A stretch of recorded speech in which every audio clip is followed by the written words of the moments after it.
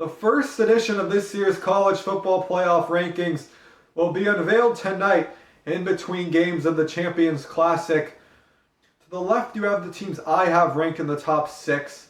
I don't want to spend too much time diving into those because I want to focus more on what I'm anticipating seeing from the committee tonight, but I think all six of these teams have a legitimate shot at winning the college football playoff, and all six of these teams would make for an entertaining college football playoff if we were to see four teams from this group reach it. But once you really get 1 through 4, it involves a lot of hair splitting to differentiate these teams. You can make a really convincing case for any of these top 4 to be ranked number 1. So that leads me into why I'm excited to see from the committee tonight. I'm excited to see how they have these teams ranked 1 through 4. I'd anticipate LSU being number 1 on the strength of their resume. They have 2 quality wins at home over Auburn and Florida and a good road win in primetime against a Texas team that, while they've dropped off a little bit, at the time was still highly regarded,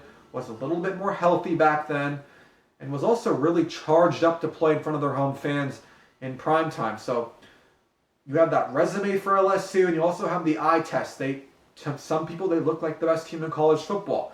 Just look at the rankings. So I think LSU could definitely have a great combination of both resume and eye test.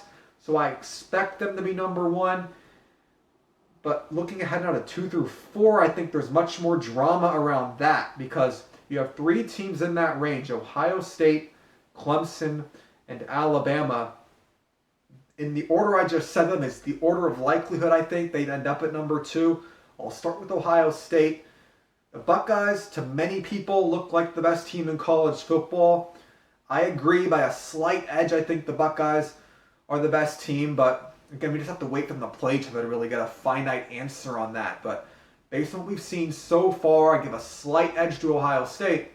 And you also have the fact that Ohio State blends that element of eye test with the best win out of this group of teams, with, of course, their win at home over Wisconsin being a little bit better looking on paper than Clemson and Alabama's best win, which is, of course, Texas A&M, as they both beat the Aggies this season.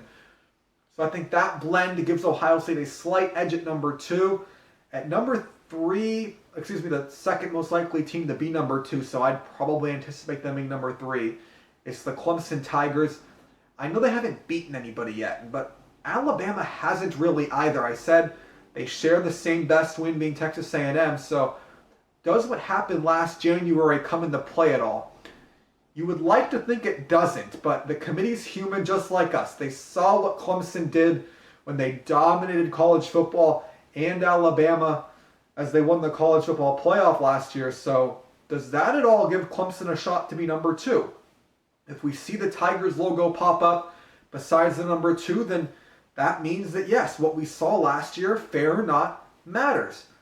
I'm not saying if that's what's going to happen, but if that is what we see, file that away as we watch the season unfold the rest of the way. I give Clemson that slight edge over Bama because of what happened last January, fair or not. But Alabama is a team that's really good in their own right. You can make a strong case that with Tua Tagovailoa and a bevy of explosive pass catchers, that Alabama is the best team in the country. There'll probably be members of the committee that say Alabama is number 1 when they're discussing this over out in Dallas. So I think Alabama has a shot at number 2, but I think it's much more likely they end up in the 3 or 4 range when all is said and done tonight. Now, the great thing about all this is we get to see it all play out on the field as the season progresses, and we'll see how what the committee has to say tonight it's what we see the committee say tonight is going to have an impact on what we see the rest of the way, because it's going to shed light on how the committee thinks. So I think that's going to be the biggest takeaway tonight is we're going to learn how this committee thinks, how they're going to rank teams.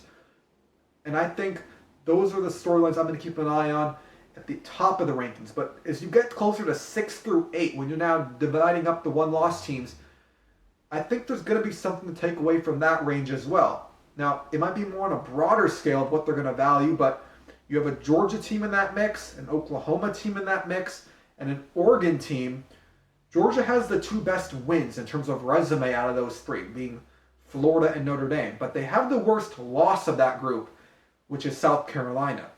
In years past, the committee always punishes teams more for a bad loss than they do for just about anything else. So will Georgia suffer because of the loss to South Carolina? I personally think that the committee is going to see their two wins against Florida and Notre Dame and say, okay, they get a pass, but it's possible that will not happen. But if it does, I think Georgia's number 6. 7 through 8, I think Oregon gets a slight edge at 7 because they're a more well-rounded team. You have former coaches in the committee room, and they're going to say Oregon's a more balanced team. Oklahoma's defense is way too inconsistent. They might not even be that good. Oregon has a strong defense, a good offense.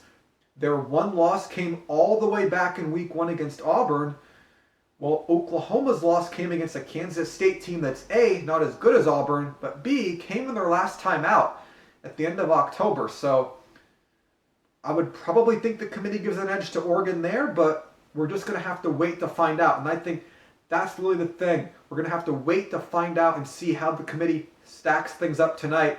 But I can't wait to see how the committee ranks these teams, because what we can take away from tonight might have implications for when the rankings really do matter in December. So those are my big looking ahead points to what we're going to see happen tonight when the rankings are unveiled on ESPN.